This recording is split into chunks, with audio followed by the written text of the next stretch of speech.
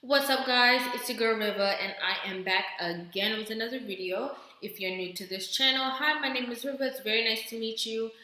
Before we get into this video, make sure you guys give this video a thumbs up. Make sure that you guys put your comment in the comment section down below. Also, if you're not subscribed to this channel, subscribe to my channel. It is right here at the bottom, and then also hit that notification bell so whenever I post a new video, you guys are going to be the first ones to see it. Also, if you're not following my Instagram, follow my Instagram. It's at RIVAH_JORDON. And I want to give a huge shout out to GXXIV, aka Uncle Brother G, who found this video and sent it to me on my Instagram DM. Thank you so much, because I mentioned it in a previous video. I wanted to know the video where Courtney was talking about how she apologized to her child's father, and I'm so excited that we're just going to go ahead and get right into this video. Hey, what's going on, family? This is your Renaissance Belle, Courtney Michelle, digging deeper today, and I am going to do something different. I wanted to talk about single motherhood, and I had this whole spiel about what I was going to say, and I decided not to. I decided to be transparent. And I decided to bring on the man that is the father of my child. His name is Jonathan. He is an amazing man, and we have a story, an interesting story, but something that I cherish. And so I want to bring him on. I think in the shows before, I talked about me wrecking my home, and something that was interesting that before, he told me when I left, he said, "Hey, you wrecking the home." I didn't understand it then. I do understand it now, and I just want to tell this story because I think it's important to say, because I know a lot of people are in my situation, and let's try to grow, be better, and see how we can make it better. So, yeah, Jonathan. Guys, if you're new to this channel, as you know, I don't watch any videos before I react to them right in front of you. I'm super excited. You're not going to hear me talking too much, just because I want to, first of all, you have your child's father on the video. I thought this was going to be like a story about it, so this changes everything. But I want to hear what they're going to say, and then I promise you guys I will give you my feedback, but I just want to listen. You here? I am here. Thank you. I'm here. Hi. All right. So I know you know that I do this, and I don't know if you've watched, but you've been a topic of discussion a couple times, because sometimes people are like, "Well, who is he?" And she's a single mom, and she a baby mama, and you know. So I get that. And for me, I don't consider myself a baby mama. It took me a minute to say I'm a single mother, because I'm not. I have the best support. You've been there the entire time. So I want to give you a voice, because sometimes I think that men like you are silenced, and you shouldn't be. So I want to ask you a couple questions. I want you to be honest, and let's just see how this rolls. All right, I'm down. All right. So in previous shows, I said that I wrecked my home because, I left. And the reason why I left was I was like, we are in a whole toxic relationship. But back then I didn't take accountability to the fact that I was the toxic one. So I want to know how you felt. How did you feel when I left the home? Well, I would say, first I would say that you were not the toxic one. Just it takes two people to be in a relationship. And it takes two people to work at it to be in a healthy relationship. So we hear the word unilateral relationship a lot, just kind of meaning one person is working at it more than the other. Right. But I would say that most importantly, I think I was heartbroken because I look at myself as the protector type in a way, and just being that there was a new addition to the family. I still do, but at that time, your duties as a man really sinks in as far as what you're supposed to do now that you have a daughter. So it wasn't just that you left; it was that the two of you left that really, uh, was life changing for me. So for the most part. Yeah. I would say at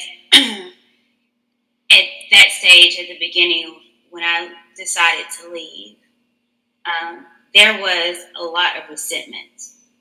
I know that you had some for me, and rightfully so. Again, like you stated, it wasn't that I left, our child left. Right.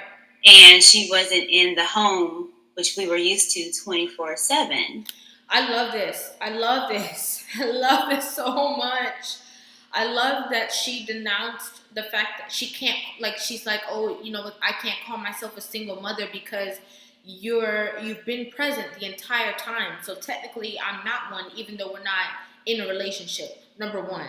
Number two, I love the fact that she's acknowledging that when families break up, that yes, the other parent, the father, as well as the mother, feels that hurt of not being able to physically be around their child 100%. Absolutely love the acknowledgement of this. Love this. Love this so much. So there was a lot of resentment, and it took us a while to get over that resentment. And it might still be some there. But what I do want to know is how did we get from there to here? Yeah, and you made a good point about the resentment part, but that kind of fades away over time, when two people are just focused on, uh, you know, the new addition, the child, the most important. I think that going through what we went through as far as different legality situations and things like that, because the love for you never left. That was always there, always will be there. So actually going through the legality situations was what hurt the most. And eventually I had to tell myself as a man, hey, um, you know, this is an awesome person, amazing mother of my child. So that's what matters the most to me. Just kind of understand that, hey, at that point in time, we might have just been in two different, parts of our life and what we wanted to do. And then you just kind of really just let that kind of fade away and really start to understand that, hey, I still care for this person and what we created. And I want to do all I can to make sure that this person. So I think in this situation, I understand how they were kind of able to come to an amicable ground where they can communicate and even have this conversation, because when a woman leaves, it's a different situation, right? When a woman leaves, that man feels that hurt, but if he was able to still have love for her, that means that they were at a certain level. That means that when he looked at her, he still saw love. Like, obviously these situations are completely different when, the man looks at that woman and no longer sees love, no longer has a heart, like that soft heart, or no longer sees that same kind of thing because of how tainted and how trash that whole relationship became, and how devastating the breakup was. Obviously, every situation is completely different. Um, so it sounds like whenever they did break up, it was kind of like on a level ground. It didn't seem like there was one thing that kind of exploded. It just seems like over time they just kind of grew apart. So the fact that he's even able to have this, there has to be something special about her, about the way that she maneuvers or does things, or maybe just her humility, the fact that she's able to come on this platform and bring him on this platform to speak her mind and talk about him in a positive way in front of the world. Like, so that says a lot about her character as to why she can have this amicable relationship with her child's father. Doesn't feel like they're alone in this situation, because me personally as a man, I knew that I wasn't going anywhere. So it's like, hey, either, stick around like you want to do and make it work, and, or do the opposite. So the opposite wasn't really a choice. So just kind of make it work. Yeah. Mm-hmm. Well, I would say this, man, there is a lot of regret that I have.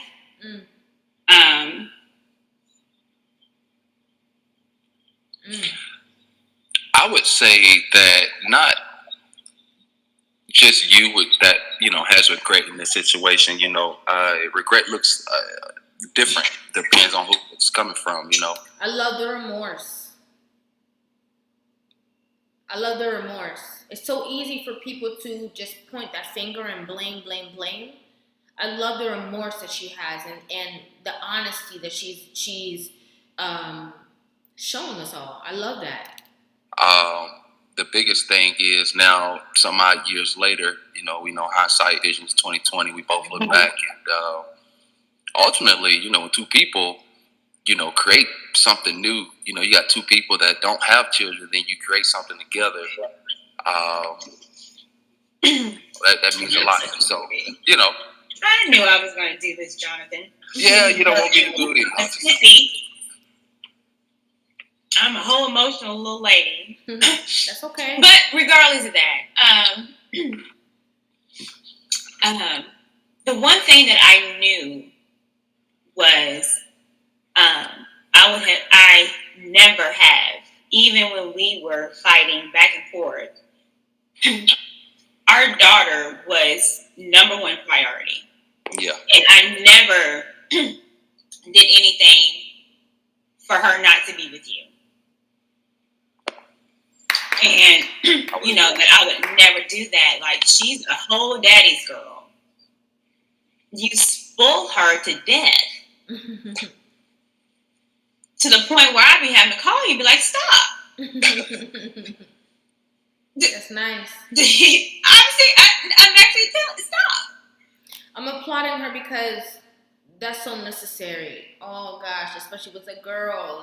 That's your first love, right? That's a first man to love you is your daddy, and I love the fact that she never, no matter what, got in the way of that. And him saying yeah is like, it's the truth. I love that so much.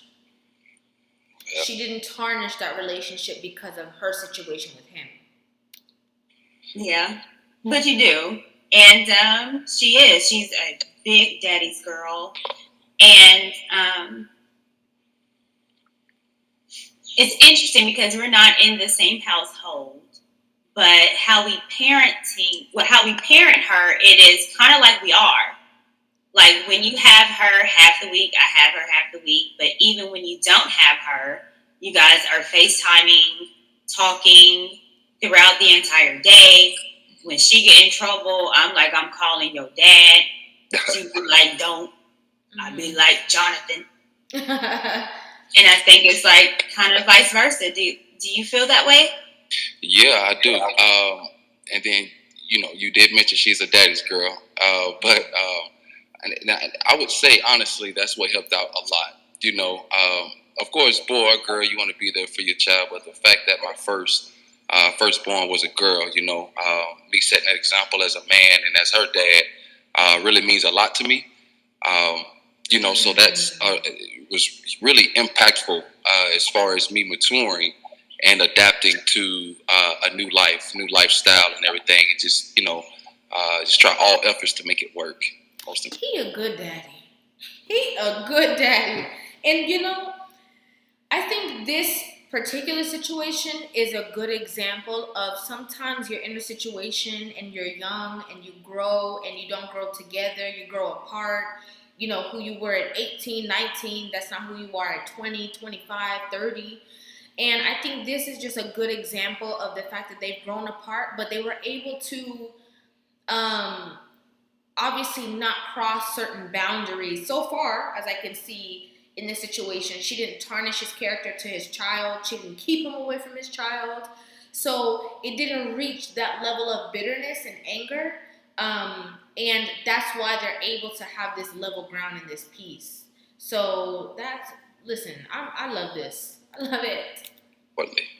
Yeah. But yeah, I would definitely agree. She's a daddy's girl. Well, let me ask you a question.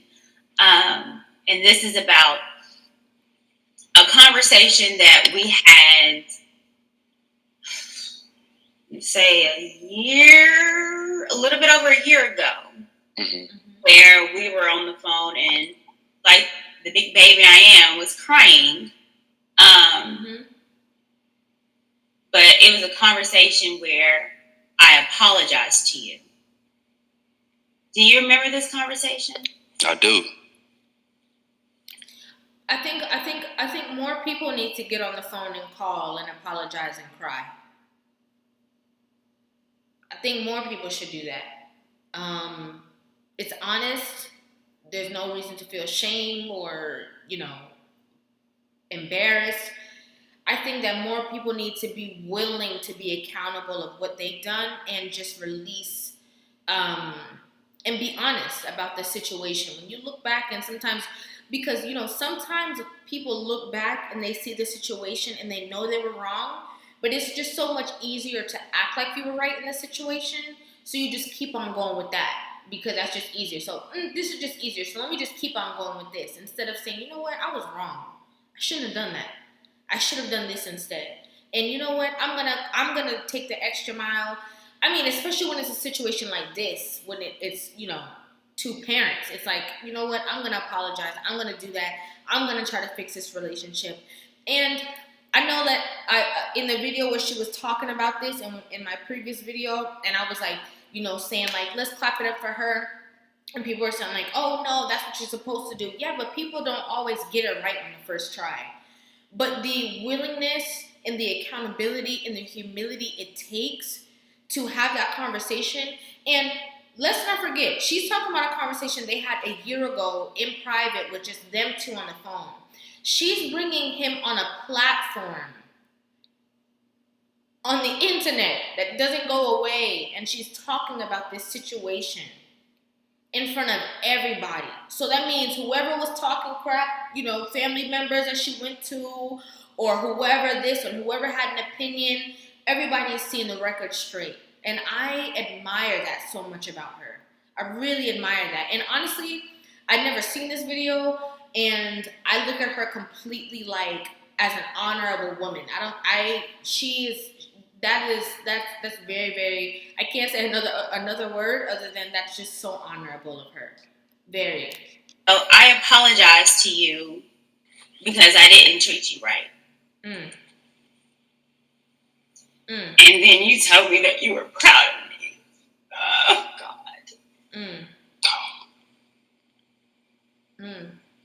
I'm such a sissy. It's all right. That's good. You're doing good. Doing good. That's good. More people need to be able to cry like that. It's okay. It's okay. It's being open. It's being humble. And I think that's great. True. So, but you said that you were proud of me, and I was like, what are you proud of me for? And I didn't understand it. So, let's go back to that conversation when, I apologized to you, and you said you was proud of me. Why were you proud of me? Well, I was proud of you then, at that moment, the same way I'm proud of you today. And the reason behind that is, like I said, at that time when we were together, we might not have been on the same accord as far as what we wanted in life at that time. You know, you took that route that you took, and you really did something with it. You know, you're a homeowner. You know, you're an amazing mom.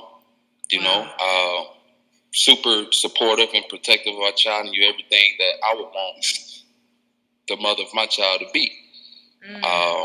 So even though, like I said, it was a year ago, and it's still a few years after we had broken up, and just what you did with that time frame was remarkable to me. And I tell you to this day, like I told you then, I look up to you, and that helps a lot too.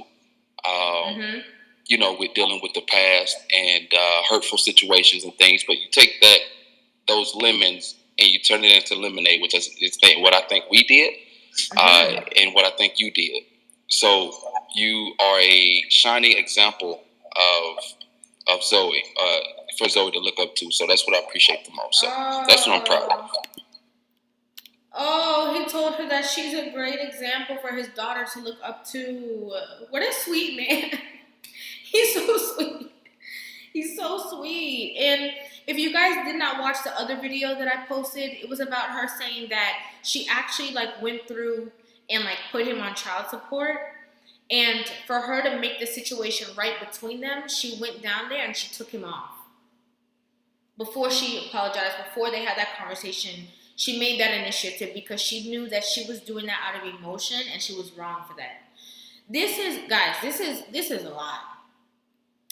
This is a lot. This is beautiful that they've been able to come here to this common ground. I want to back it up a little bit because he said something, and I want to make sure that I give my full feedback on it. But I want them to talk about it again really quick. A year ago, and it's still a few years after we had broken up, and just what you did with that time frame was remarkable to me. So the thing is that although they were not together, he was still watching her, right? So he's still watching her. He's still being that protective person. He's still overseeing her life from afar. And he watched her from afar, and he's watching her grow. He's, not stifling her. He's still being there for his child, but he's seeing all of the things that she is accomplishing in the betterment of herself. So even though that they're not together, he can still see her. So he's seeing from his eyes of love or compassion that he had for you. And he's watching her flourish into the woman that she's supposed to be and doing the right things in the right way, following the right track.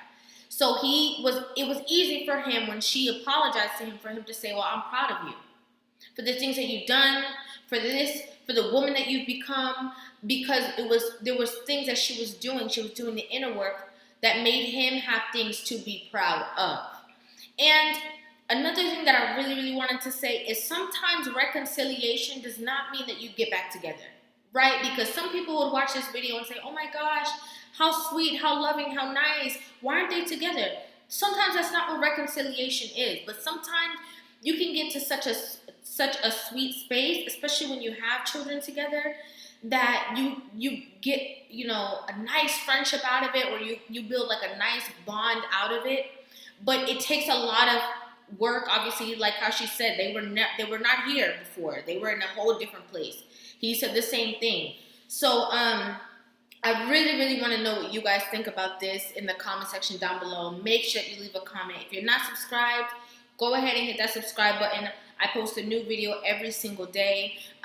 The time varies, so hit that notification bell so when I do post a new video, you'll be the first ones that are notified. If you're not following my Instagram, go ahead and follow my Instagram. It is at RIVAH_JORDON. And I will always say it. I thank you guys so much for watching. I love you guys so very, very much. And I will see you guys in the next video.